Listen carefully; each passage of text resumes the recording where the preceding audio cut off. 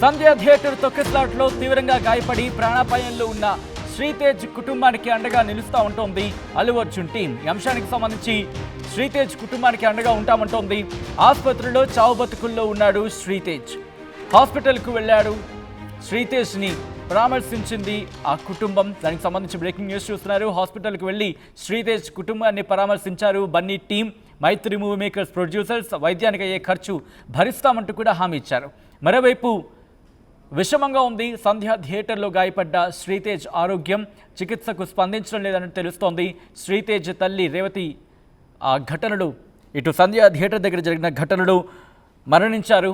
ఆమె భర్త ఒకటే చెప్తున్నారు, ఆ రోజు వెళ్ళిన ఆ రోజు సినిమా చూడడానికి వెళ్ళినప్పుడు జరిగిన దుర్ఘటన, ఆ తొక్కిసలాట ఎలా జరిగింది, ఆయన మాత్రం తన కూతుర్ని కాపాడే ప్రయత్నం చేసుకున్నారు. ఆ తర్వాత భార్య కొడుకు కనిపించలేదంటూ చెప్పుకొచ్చారు ఆయన.